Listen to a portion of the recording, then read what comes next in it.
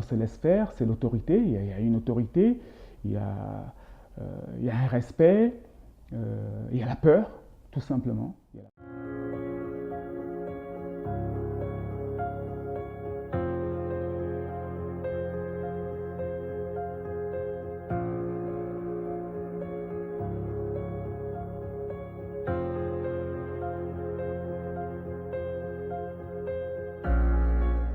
C'est un prédateur sexuel qui en profitait d'attirer les enfants pour pouvoir les agresser physiquement.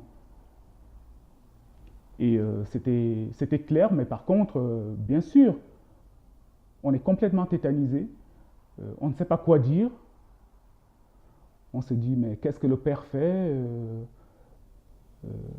on ne peut pas sortir, on est tellement bouleversé, on n'y croit même pas, on n'y croit pas, on se dit, je suis ailleurs, je ne suis pas dans la chambre du supérieur de la fraternité Saint-Pédis, au Gabon, dans sa chambre, en train de faire une sieste, allongé avec lui dans le lit. On se dit, c'est pas possible, mais c'est un rêve. Et quand on ressort de là, on n'en parle pas, on ne peut pas en parler. C'est mon père qui me les a présentés, on sait qu'il est respecté, on sait que les parents sont admiratifs, donc on se laisse tout simplement faire.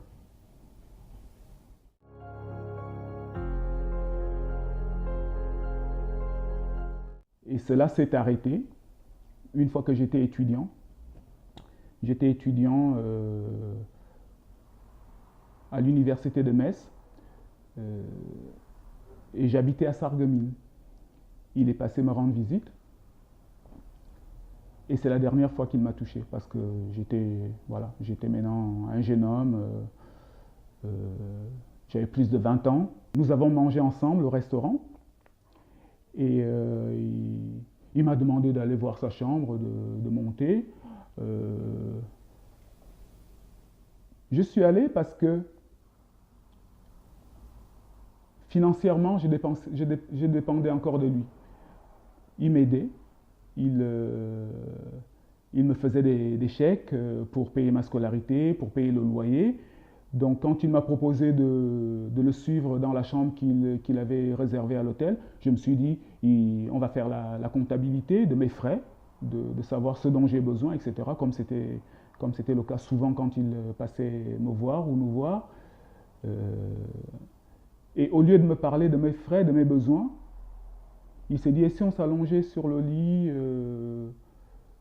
tu m'as beaucoup manqué, tes absences, etc. Là, j'ai dit non, stop, ça suffit. Ça suffit.